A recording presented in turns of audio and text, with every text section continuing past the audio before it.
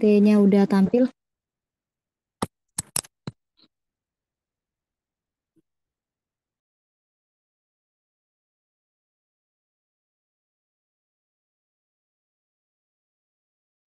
Oke, jadi hari ini kita akan belajar salah satu subtes UTBK yaitu PPU di materi makna kata. Jadi kita masuk ke pengertiannya terlebih dahulu. Jadi makna itu merupakan suatu pengertian yang diberikan pada suatu bentuk kebahasaan. Dalam hal ini bentuknya itu seperti kata atau kalimat. Nah, dalam suatu teks, kata dan kalimat tersebut merupakan penyusunan. Susunan kata atau kalimat yang memiliki makna menghimpun informasi tertentu yang bermanfaat bagi pembaca.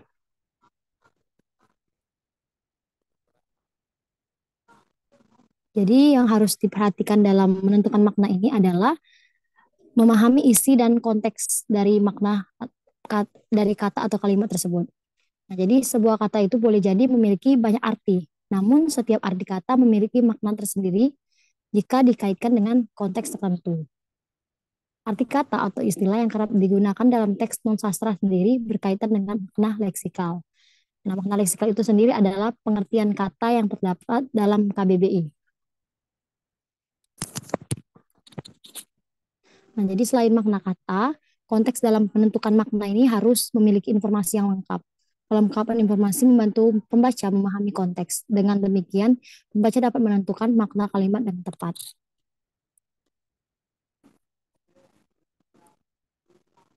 Nah, kita masuk ke contoh soal. Karena kalau misalkan ada soal yang memiliki teks, kita langsung fokus pada soalnya saja. Nah, jadi di sini soalnya itu maksud dari kata dimurnikan pada kalimat 8 ialah. Nah, jadi kita cari nih kalimat 8 itu apa. Nah, jadi di kalimat 8 itu adalah untuk mendapatkan protein yang memiliki sifat apoptosis terhadap sel kanker serviks tersebut. Ketika mahasiswa menginfeksi racun duri lionfish yang kemudian dimurnikan dengan presipitasi amonium sulfat dengan proses pemanasan.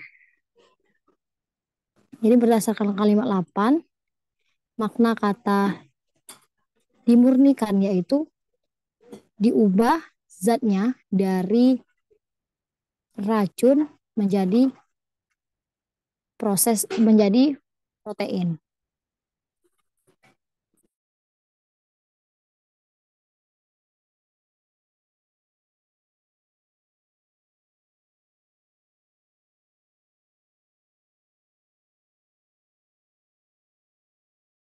Jadi makna dari kata tersebut itu tuh disesuaikan dengan kalimat yang ditanyakan. Apakah ada yang ditanyakan mengenai contoh soal yang pertama ini?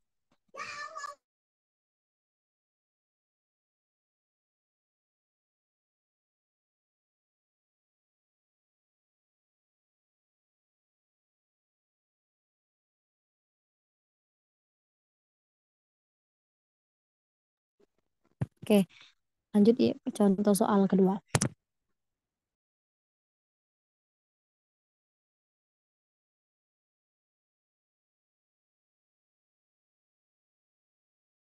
Nah, jadi di sini menanyakan makna kata potensi adalah. Nah, jadi kita harus mencari dulu nih kata potensi di teks yang satu tadi. Nah, jadi kata potensi itu terdapat di kalimat 3 dan 4, yaitu namun ikan lionfish memiliki potensi menyembuhkan kanker, terutama kanker serviks. Potensi itu ditemukan oleh 3 mahasiswa jurusan Teknik Bioproses Fakultas Teknik Universitas Indonesia, yaitu Mustika Sari, Sarah Salsabila, dan Siliza Nur, yang mendapatkan gagasan penelitian setelah melihat tingginya kasus kematian yang diakibatkan kanker serviks. Jadi berdasarkan kalimat tersebut, makna kata potensi ialah kemampuan, karena dia itu berhubungan dengan proses penyembuhan kanker.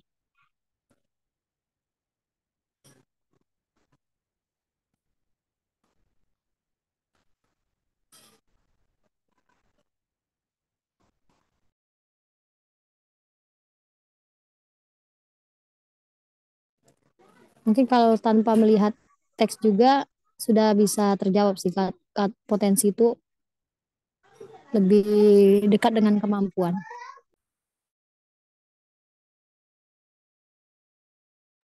Mungkin untuk yang kedua ini mungkin ada yang ingin ditanyakan.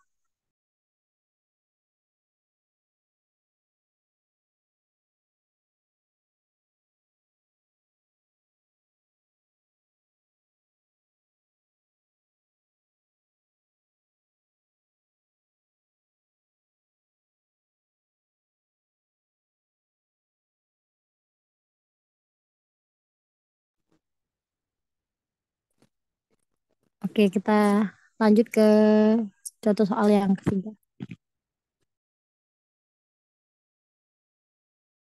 Nah, jadi ini kata apoptosis pada kalimat 8 memiliki makna. Nah, jadi kalau sudah apoptosis ini mungkin sudah kata ilmiah ya. Jadi mungkin kita perlu membaca kalimat 8 terlebih dahulu.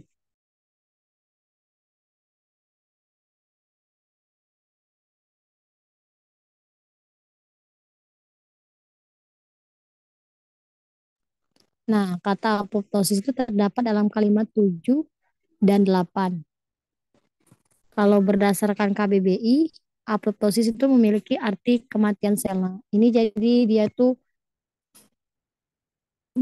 harus mengetahui makna dari KBBI juga untuk makna kata ini. Perlu hafalan.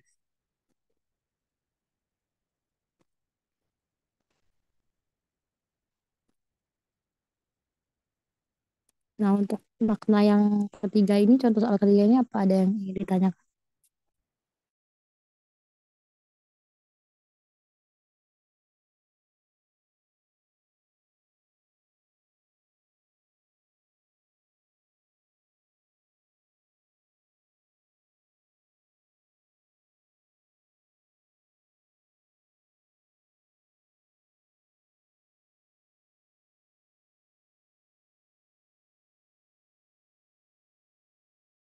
Oke, lanjut ya. Untuk contoh soal berikutnya yaitu kata inhibisi pada kalimat 10 tidak bersinonim dengan kata. Nah, jadi inhibisi itu terdapat di kalimat 10 dan 11. Nah, jadi kata yang tidak bersinonim dengan inhibisi ialah keadaan yang terhambat, sedangkan inhibitor ialah bentuk zatnya. Sehingga yang tidak bersinonim adalah C inhibitor. Beda pengertian.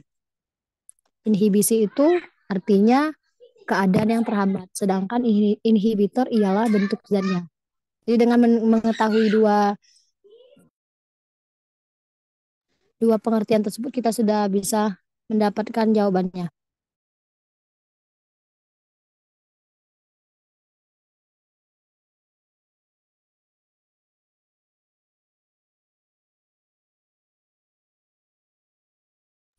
Untuk yang ini apa ada yang ingin ditanyakan?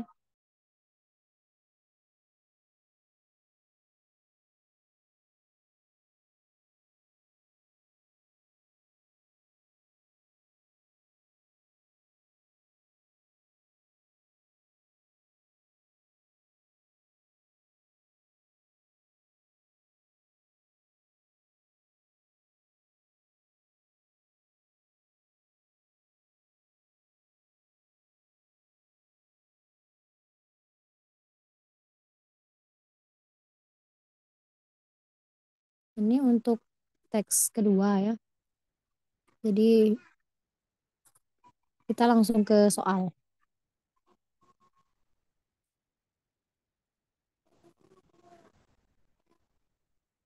Nah, contoh soal yang kelima yaitu padanan kata perhelatan adalah, jadi perhelatan itu terdapat pada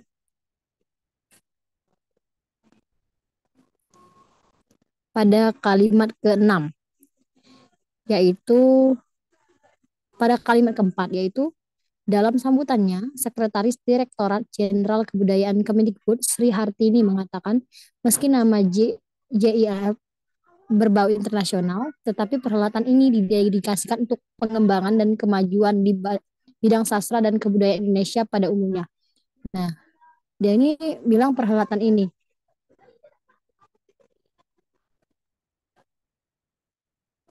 Nah, perhelatan ini yaitu merujuk pada apa?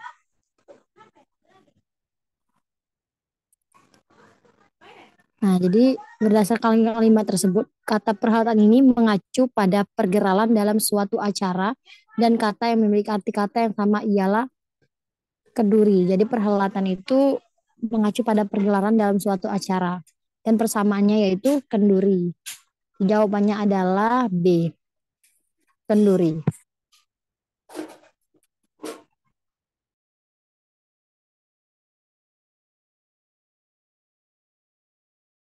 Untuk yang ini apakah aman?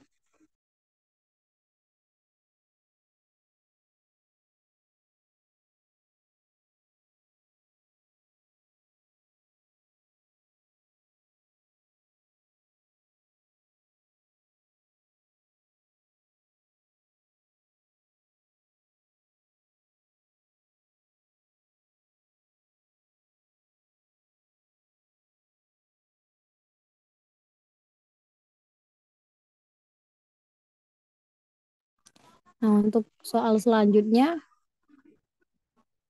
yaitu sinonim kata sekat adalah, nah kata sekat itu terdapat pada kalimat kelima,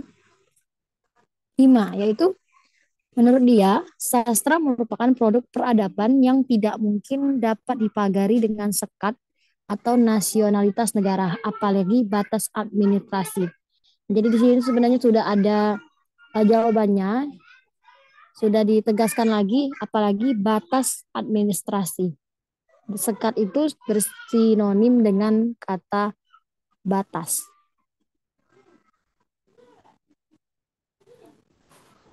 Jawabannya adalah E. Nah, jadi dia tuh arti kata sekat dalam konteks kalimat tersebut ialah batas. Juga diperkuat dengan kalimat setelahnya, yaitu apalagi batas administratif. Untuk yang ini ada yang ingin ditanyakan.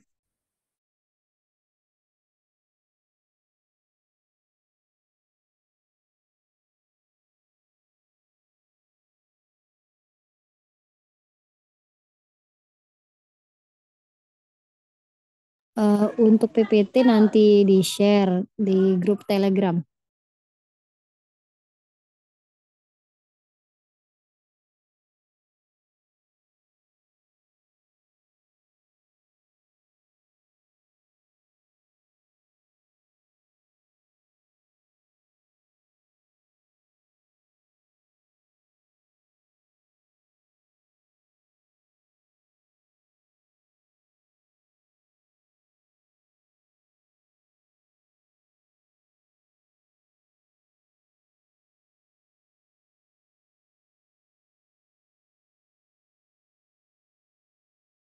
Oke, kita lanjut ke contoh soal berikutnya, yaitu contoh soal yang ketujuh. Pada teks tersebut terdapat kesalahan penulisan kata, yaitu, nah, kita mencari kalimat yang ditujukan.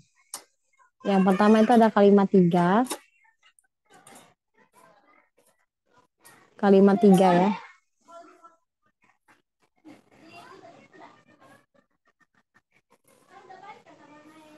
Bentar ya.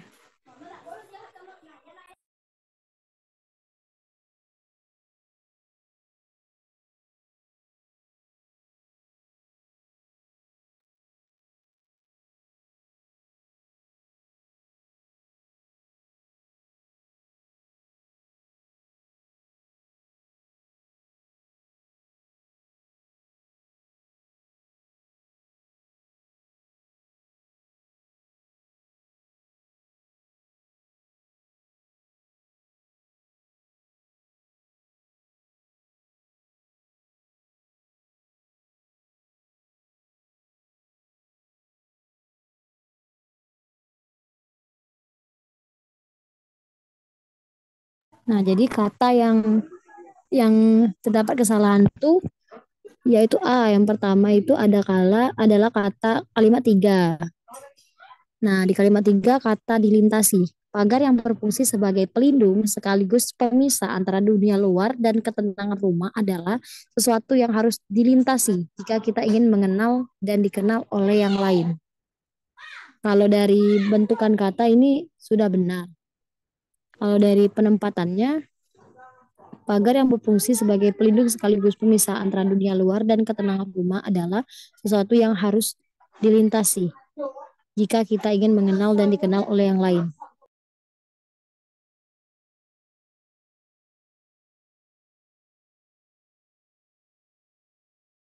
Untuk ini masih nyambung saja ya, harus dilintasi, masih masih pas. Nah, untuk yang B yaitu kata didedikasikan pada kalimat 4. Dalam sambutannya, Sekretaris Direktoral Jenderal Kebudayaan Kemendikbud Sri Hartini mengatakan, meski nama JLF berbau internasional, tetapi perhelatan perhelatan ini didedikasikan untuk pengembangan dan kemajuan di bidang sastra dan kebudayaan Indonesia pada umumnya. Nah, kalau untuk bentukannya itu sudah benar didedikasikan. Nah, kalau untuk penempatannya juga sudah tepat. Yang C, kata di bidang pada kalimat 4.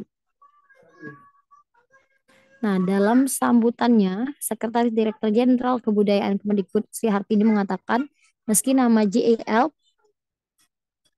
berbau internasional, tetapi perhelatan ini didedikasikan untuk pengembangan dan kemajuan di bidang.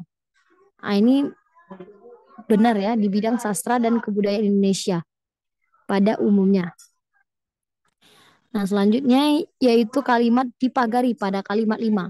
Menurut dia, sastra merupakan produk peradaban yang tidak mungkin dapat dipagari dengan sekat. Masih nyambung ya. Dipagari dengan sekat atau nasionalitas negara. Nah, seharusnya apalagi batas administrasi. Ini sebenarnya salah untuk apalagi ini. Sebenarnya lebih tepat tuh dapat dipagari dengan sekat atau nasionalitas negara juga batas administrasi itu lebih lebih nyambung. Jadi untuk yang ketujuh itu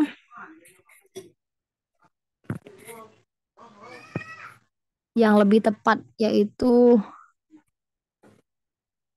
jawabannya yaitu E. Nah juga konjungsi apalagi itu bukan merupakan bentuk yang baku. Nah, mungkin ada yang ingin ditanyakan untuk soal ketujuh ini.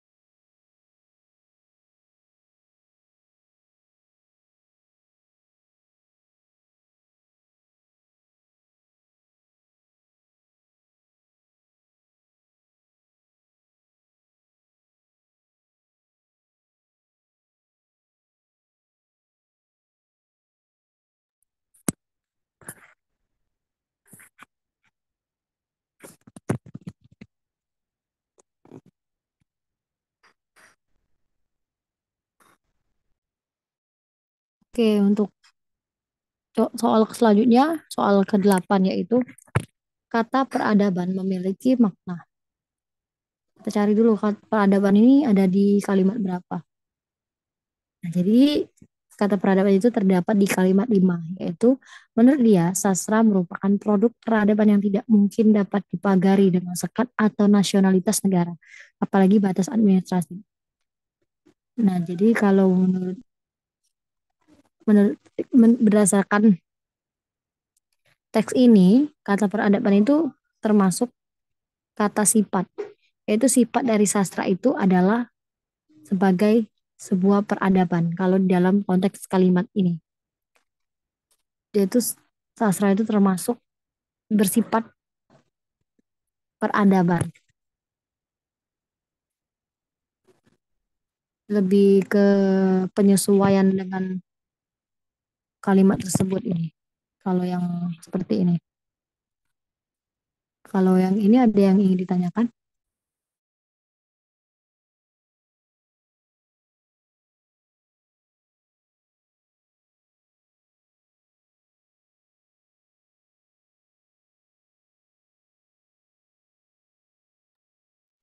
Jadi kalau misalkan dia jawabannya itu termasuk, jadi peradaban itu kan merupakan bentuk kata sifat, sehingga kata sifat itu kan berhubungan dengan keinginan hati. Jadi jawabannya adalah I.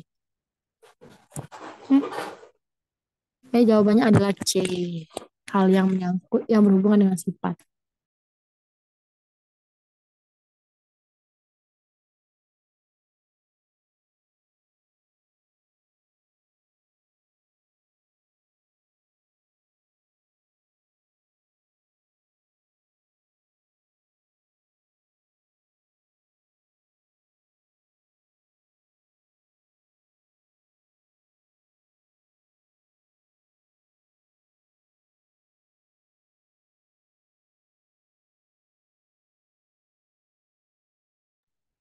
Ini kita lanjut ya.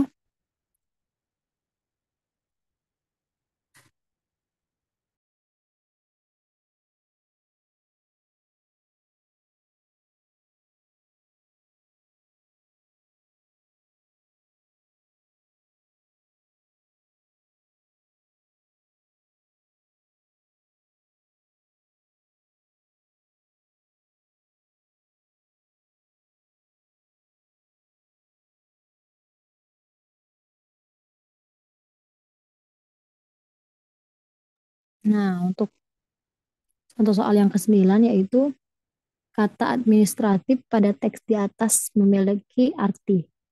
Biasanya kalau administratif ini lebih ke wilayah administratif. Jadi administratif dalam kalimat tersebut merupakan penggambaran wilayah. Jadi juga sebenarnya disesuaikan dengan konteks kalimat. Nah, ini di administrasi itu ada di kalimat 5 yaitu menurut dia sastra merupakan produk peradaban yang tidak mungkin dapat dipagari dengan sekat atau nasionalitas negara, apalagi batas administratif. Nah, kalau berhubungan dengan batas itu pasti sebuah wilayah.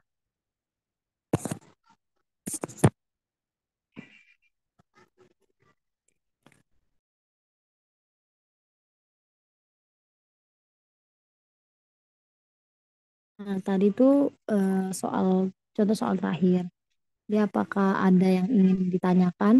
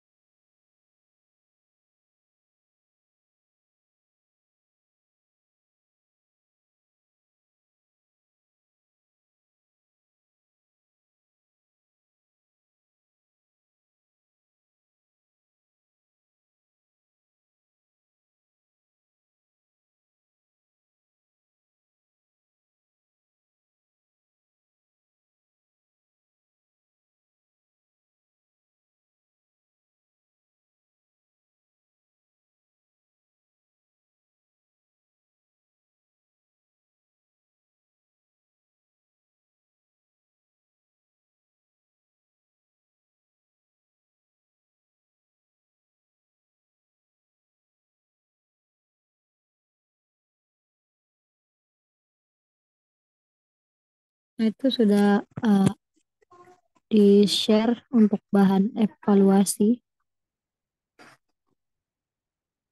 Nah, kalau cara buat nentuin gagasan utama, itu tuh biasanya fokus pada paragraf pertama.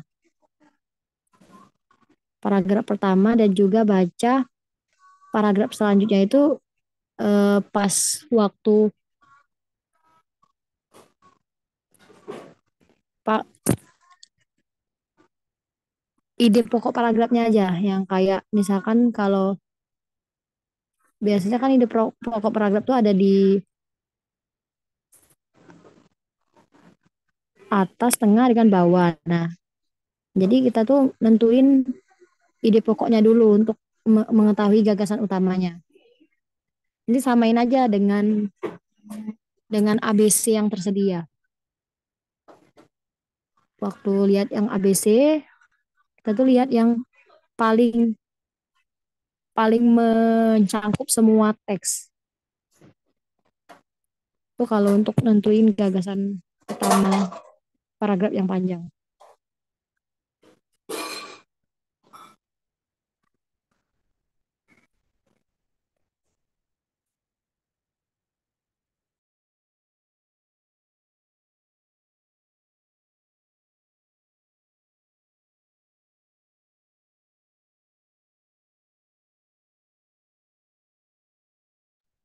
Nah, kalau misalkan untuk makna di KBBI dan di konteks kalimat tuh agak berbeda. Nah, sebenarnya kalau KBBI itu dia tuh kita kita cari di apa ya? Kalau misalkan di dalam konteks tuh terdapat pengertian dari suatu kata, kita pakai yang di teks terlebih dahulu. Nah, baru kalau misalkan di teks itu tidak ada pengertiannya, jadi kita tuh baru nyari di KBBI. Jadi lebih ke teks.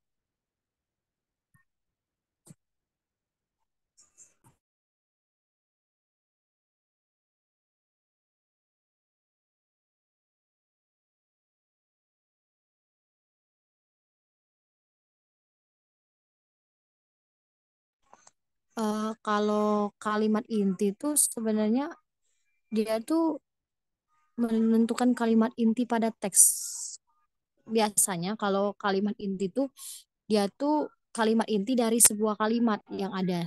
Kalau untuk teks biasanya gagasan utama atau gagasan inti. Kalau untuk menentukan kalimat inti biasanya tuh itu dari kalimat yang panjang dipersingkat. Itu baru kalimat inti. Nah, kalau kalimat inti itu rumusnya minimal ada subjek plus predikat. Kalau itu untuk menentukan kalimat inti dari sebuah kalimat.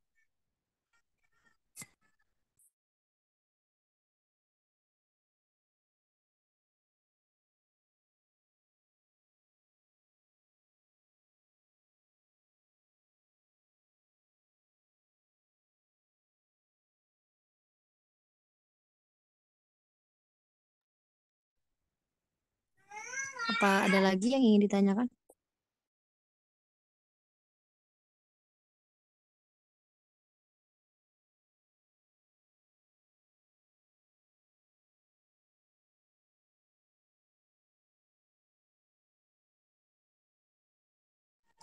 Nah, kalau judul tuh biasanya kita tuh lebih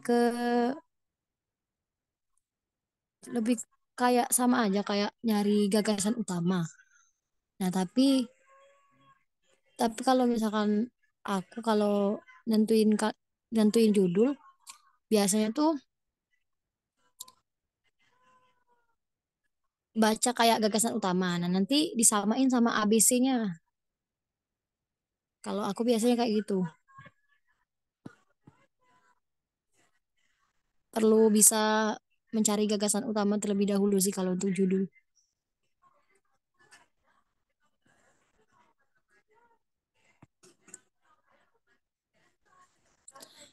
Nah, kalau untuk kalimat inti dan inti kalimat itu berbeda.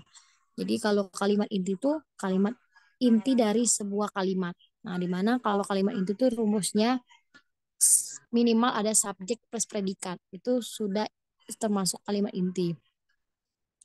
Misalkan eh, saya makan nasi hari ini di rumah. Nah, untuk kalimat intinya itu minimal ada subjek plus predikat. Nah, jadi kalimat inti adalah saya makan. Nah, kalau ini kalimat inti.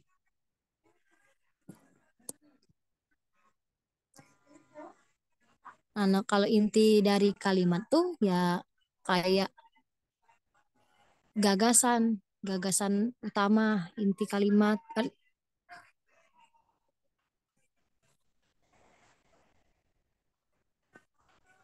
Apa ada lagi yang ingin ditanyakan?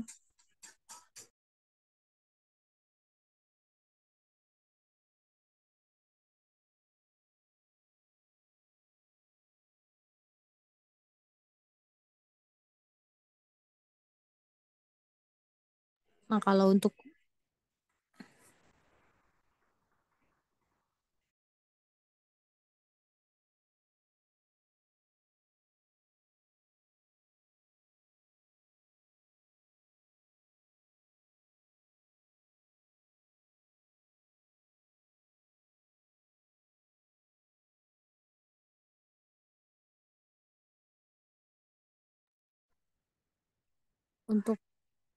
gagasan utama sama kayak inti, ya sebenarnya sama saja sih untuk gagasan utama dengan inti kalimat, eh kalimat inti yang sama. Ya inti kalimat.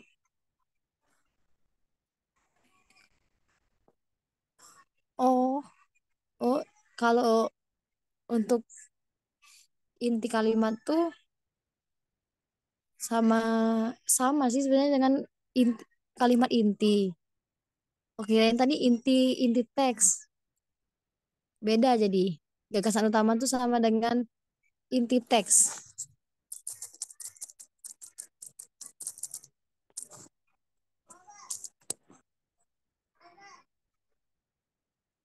sama aja berarti kalimat inti dan inti kalimat sama aja.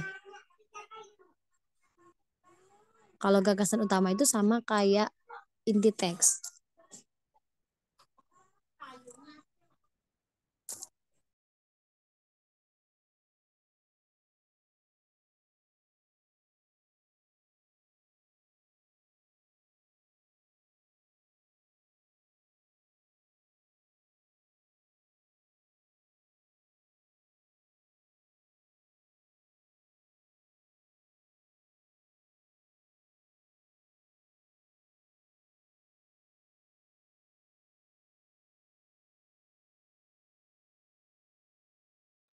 Iya, berarti inti teks dengan inti kalimat atau kalimat inti itu berarti beda ya, beda.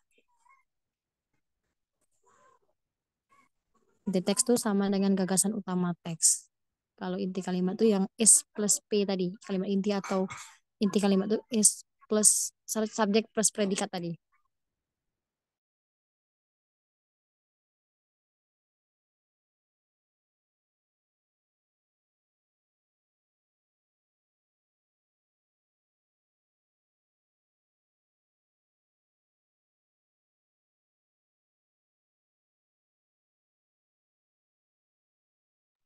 Ini boleh nih diisi untuk feedbacknya biar sebagai bahan evaluasi untuk kelas selanjutnya.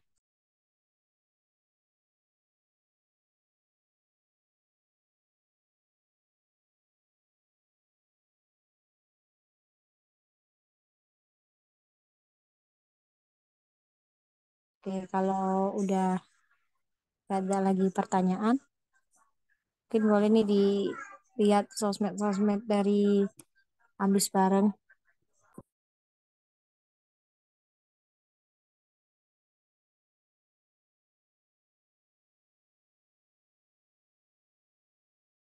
untuk materi akan di-share di Telegram ya. Juga bakal di-post di atau Twitter. Mungkin untuk kelas malam ini, kelas PPU malam ini aku cukupin terlebih dahulu. Mohon maaf apabila ada kesalahan. Aku akhiri. Assalamualaikum warahmatullahi wabarakatuh. Selamat malam semuanya. Terima kasih banyak.